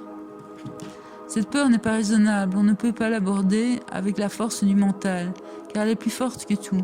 Elle est viscérale, elle prend tout l'être à la gorge, au point qu'au moment de réussir la guérison, la plupart fait un refus d'obstacle, tétanisé par cette peur de la mort que l'on tente dans un dernier recours de contrôler, de faire reculer, alors qu'il suffit de s'y abandonner, d'accepter, d'entrer dans le figement sans crainte. La nature a horreur du vide. Quand on est en plein processus de transformation, le cerveau a besoin de phases de sommeil pour intégrer. Par ailleurs, des tonnes de nouvelles connexions neuronales se créent et ça consomme de l'énergie. Du coup, il est fréquent que nous sombrions dans ces sommeils comateux auxquels il est impossible de résister. Nous sommes comme terrassés de fatigue. Je peux affirmer que le chemin spirituel, c'est celui qui amène à vivre harmonieusement son incarnation dans la réalité de tous les jours, et non une fuite dans un univers fictif. Plus je libérais des tensions, plus ma sensibilité émotionnelle et mes perceptions corporelles augmentaient, et plus je pouvais en déceler d'autres, toujours plus subtiles, toujours plus évanescentes. Je m'étais finalement enfoncée dans des zones où je n'avais plus mémoire de rien, où aucun indice ne me permettait de prendre conscience des enjeux. J'y étais allée en aveugle, ne me fiant qu'à mes sensations et mes émotions, pour guider, assurer de ma confiance en la vie et au nom du divin en moi. Des jours durant, obstinément, j'avais remis le couvert. Je me répétais sans cesse que tant qu'il me venait des sensations et ou émotions désagréables, c'est que je n'étais pas allée suffisamment profondément. Une intention de tous les instants, je traquais tout écart de mon harmonie intérieure comme autant d'indices de structures inconscientes à démonter par des libérations émotionnelles ou corporelles, mouvements, gestes, etc. Je ne savais pas où j'allais, mais j'avais la foi, je croyais en moi comme jamais. Tout comme j'avais pu voir comme au rayon X ma structure psychique obsolète au moment de son effondrement, tout comme j'avais pu décoder la matrice, je pouvais désormais voir où celle dans laquelle les gens que je crois sont inconsciemment et subjectivement prisonniers, comprendre toutes les difficultés qui en résultent et sentir grandir en moi compassion et tendresse pour le chemin qu'ils ont à faire pour s'en dégager, étant moi-même passé par là. Ce qui m'enchantait le plus, c'était de sentir une immense joie en moi face à la vie, joie s'intensifiant dès que j'entrais en relation avec le mystère vivant d'un autre être humain. Être en relation réelle avec le monde, avec les gens, avec l'autre, depuis l'effondrement de mon ancienne structure psychique, changeait aussi ma perception de l'amour. Un réaménagement se faisait au niveau de mes sentiments, des restes de projection disparaissaient les uns après les autres, jusqu'à ce que mon cœur en soit comme lavé, m'apportant une nouvelle paix intérieure. Cette sensation d'harmonie me fait un jour dire à Maria « Il s'est passé un truc en moi ces derniers jours, alors que j'intègre mes transformations. Je réalise qu'avant, j'aimais pour ce que l'autre pouvait me donner, m'apporter. Dire je t'aime signifiait surtout aime-moi. Là, je sens une sorte de pression énorme, agréable à l'intérieur de moi, au niveau du plexus solaire. C'est chaud, intense et ça irradie dans tout mon corps. Je ne te vois plus comme quelqu'un vis-à-vis de qui j'ai des attentes, mais comme celle avec qui j'ai des projets, des envies de partage. Et par-dessus tout, le partage du chemin de vie à deux. Étonnamment ressentir l'amour que j'ai pour toi, mais maintenant suffisant. C'est cet amour pour toi qui aujourd'hui me nourrit, et plus l'attente que toi tu m'aimes, que tu me le montres, que tu me le manifestes. Je sens que je suis devenue totalement libre de la dépendance de ton amour pour être bien. Celui qui me remplit, qui me donne de l'intensité, qui me met de la chaleur dans le cœur, c'est le mien pour toi.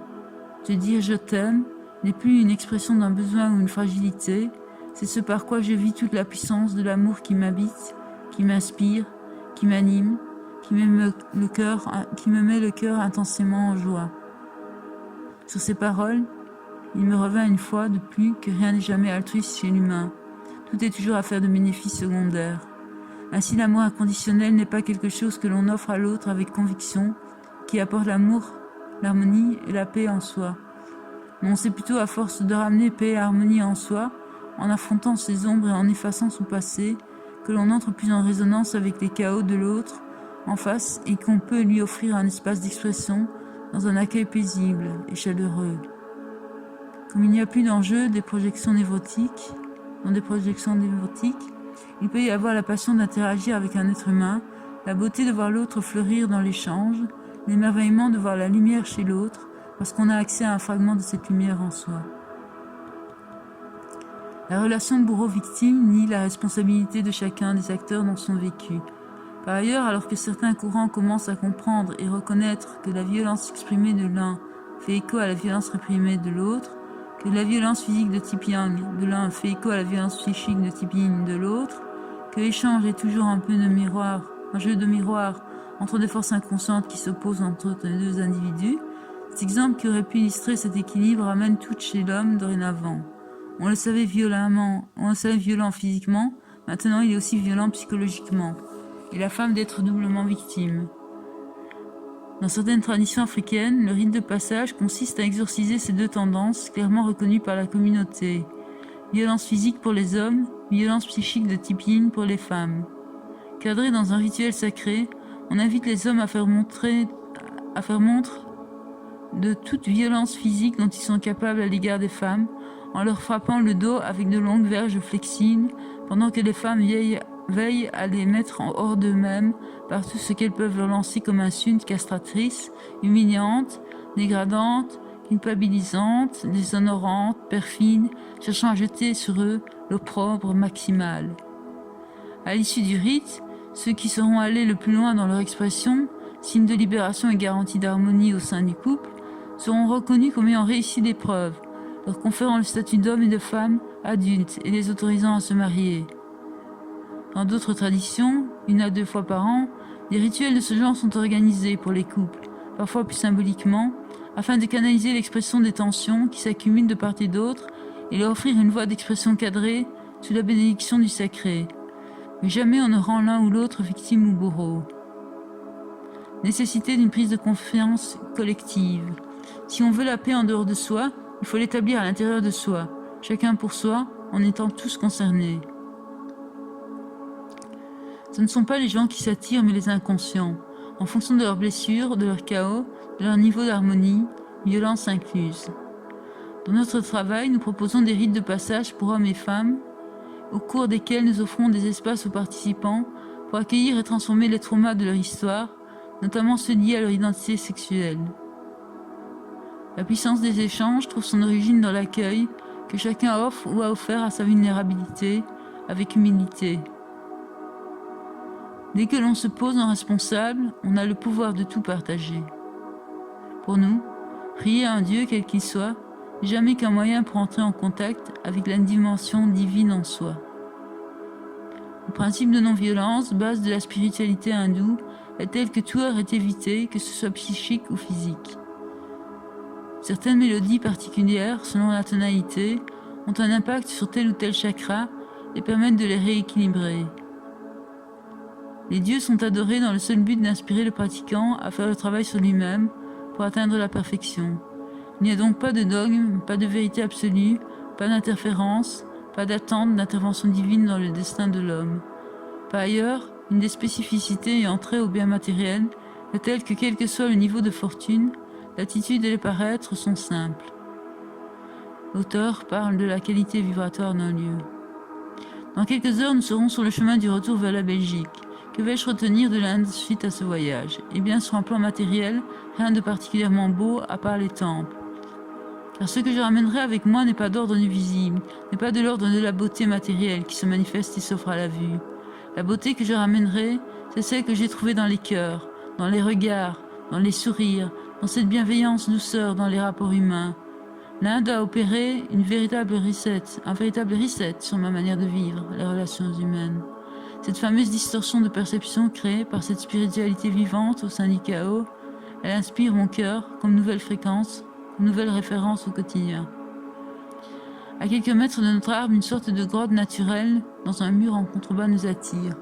Pour entrer, on doit s'arc-bouter, il y a place pour 4 maximum. À l'intérieur, un autel dédié à la déesse mère symbolisant l'unité des forces divines nous subjugue. Aujourd'hui, on est entré dans l'ère du développement personnel. On ne cherche pas à analyser pourquoi on rate, on tente d'apprendre comment réussir. Disserter d'un problème d'origine émotionnelle nous en dissocie toujours plus et rend de plus en plus difficile sa résolution. Transformation rime avec expression par discussion à propos de et analyse rationnelle. Ainsi, pour qu'il y ait transformation par la parole, il faut que celle-ci se limite à être descriptive des sensations et des émotions vécues dans l'instant. Et pour cela, il faut une forte connexion avec son corps et tous ses ressentis, ce qui demande un certain entraînement que nous n'avons plus nécessairement nous, occidentaux, pour parler en transmettant nos émotions. La pensée rationnelle intervient donc sans cesse pour faire prendre de la distance avec l'émotion afin d'en postposer la décharge. Ainsi, pour Lacan, la pensée est gouvernée par ce même inconscient qui abrite les refoulements. Comme l'énonce encore Hans Hermet et Magistretti, la pensée permet l'ajournement de la décharge, ainsi elle est paradoxalement déterminée par cette nécessité de décharge et par la logique qui régit cette nécessité. Toute pensée s'exerce donc bel et bien par des voies inconscientes, de par la pression de ce qui est en jeu dans le monde inconscient. Telle est sa nature fondamentale. Une petite histoire se voulant relever d'une certaine sagesse présente les humains comme habités de 2 loups en lutte à l'intérieur de soi, un blanc et un noir. L'un représente les aspects lumière, l'autre les aspects ombre de l'individu. À la question posée à un jeune homme, de savoir lequel des deux gagne, le vieux sage finit par dire « celui que tu nourris ». Je trouve dramatique le succès que cette petite histoire peut avoir auprès de certains. Comme dirait Maria, si celui qui gagne est celui que tu nourris, celui qui mène ta vie est celui que tu ignores. Car dans les faits, c'est peut-être le blanc qui va gagner, mais c'est le noir qui va influencer toute notre vie à notre insu. Si on cherche à l'affamer, jamais il ne la mettra en veilleuse, toujours il tentera de se faire entendre. Si vous ne faites pas face à votre ombre, elle vous tiendra sous la forme de destin. Par ailleurs, chercher à faire gagner l'un des 2 loups, c'est rester dans la dissociation, vouloir faire gagner le bien sur le mal. Mais encore une fois, dans les traditions chamaniques, il n'y a pas de bien ni de mal, juste de l'énergie en mouvement qui cherche à s'équilibrer, à s'harmoniser. Ainsi, ce qu'il y a lieu de faire avec le loup noir, c'est d'accueillir et écouter ses griefs, ses blessures, afin de le réhabiliter, pour qu'il crée une unité avec le loup blanc et qu'ils unissent leurs forces au sein de la personne. Si vous désirez orchestrer un profond changement dans votre quotidien, sortir des conditionnements de votre enfance, quitter définitivement vos schémas répétitifs et offrir à votre âme un futur attrayant, il vous faudra vous y prendre autrement.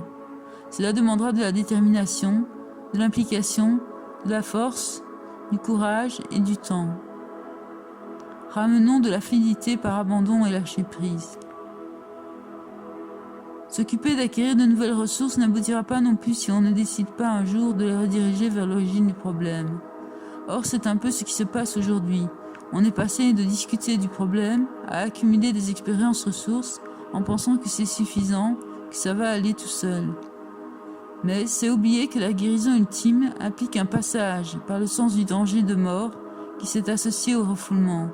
Et du coup, malgré l'accroissement constant d'offres et de demandes, il ne semble pas que le nombre de gens heureux soit en expansion.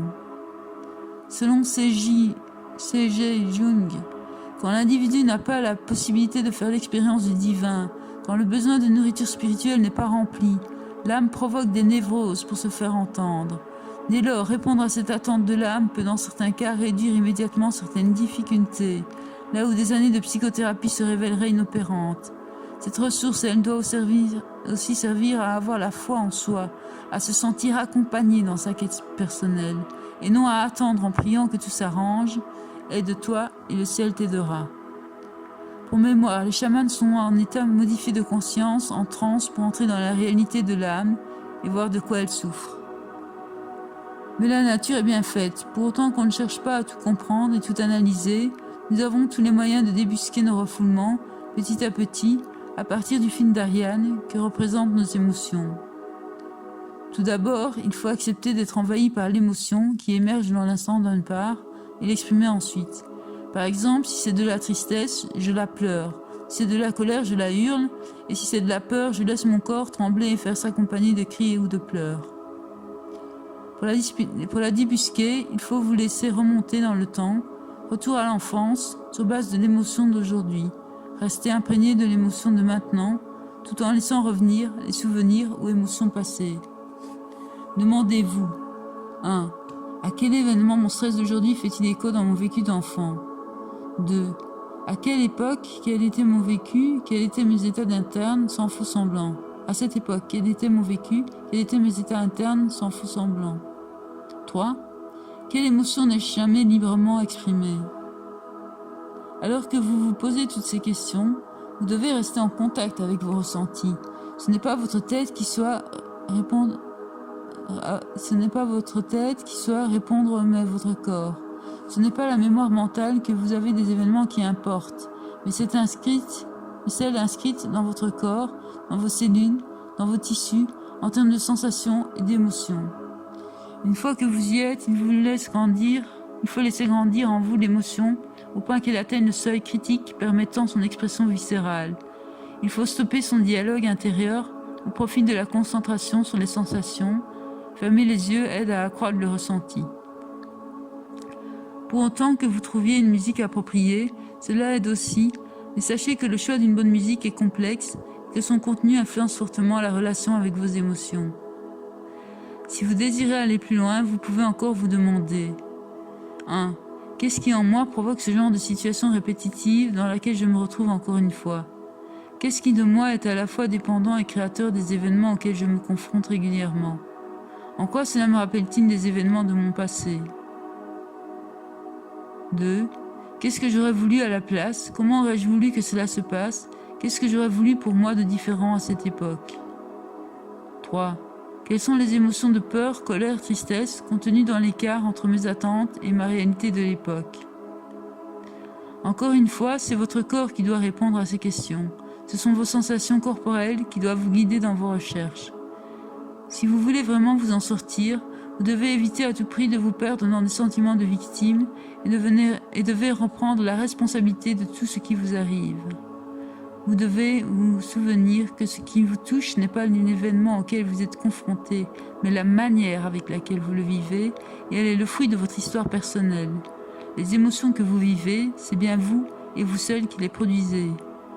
Par ailleurs, tout dans l'univers répond à la loi physique action égale réaction. Cette loi signifie que tout ce que vous vivez comme réaction en provenance de personnes, de faits, d'événements est une réponse à une action qui trouve son origine en vous-même si elle est inconsciente. Tout chaos en vous équivaut à une action de l'intérieur qui vous est perceptible par sa réaction en retour de l'extérieur. 2 règles en découlent. 1. Tout ce qui vous arrive en termes de vécu, que vous ne désirez pas est toujours le fait de votre production. Votre inconscient cherche à vous dire qu'il y a quelque chose en vous qui ne va pas. 2. Tout ce qui ne vous arrive pas dans votre vie alors que vous le désirez ardemment est aussi le fait de votre production. Là, votre inconscient vous informe qu'il y a un enjeu, un danger pour lui à concrétiser votre désir et il vous en tient éloigné. Tout dans l'univers est parfait. À vous de comprendre votre action inconsciente en acceptant la responsabilité de la réaction qui vous arrive. Cela signifie que toute personne que vous rencontrez est toujours la bonne. Tout ce qui vous arrive est toujours au bon moment. C'est celui qui ne peut voir cette perfection de l'univers qui doit changer son regard et non demander à l'univers d'être moins interpellant, plus confortable au nom de ses propres chaos intérieurs. Si la réaction que l'univers vous envoie suite à votre action ne vous plaît pas, à vous de changer votre action en retournant dans votre passé pour la désamorcer à jamais. Quelquefois, voulant quitter la position de victime en reprenant la responsabilité de leurs émotions, de leur vécu, certains se trompent de direction et optent pour celle de martyr au nom de croyances, de culpabilité, de honte. Un martyr, c'est quelqu'un qui accepte de mourir au nom de sa foi plutôt que d'abjurer. Symboliquement, c'est quelqu'un qui accepte de souffrir au nom d'une cause plus grande, plus élevée, pour un idéal plutôt que reconnaître ses blessures et son besoin d'amour. Si notre héritage animal est réhabilité par une reconnexion aux instincts, une réhabilitation à exprimer nos émotions en impliquant tout le corps et un retour à notre nature profonde, il nous aide à sortir de nos traumas et de nos névroses. Nul besoin de se projeter dans les expériences d'un autre, mais il faut récupérer son vécu à soi et lui donner toute la place en réduisant l'emprise de ses chaos intérieurs. Bonne route. Merci.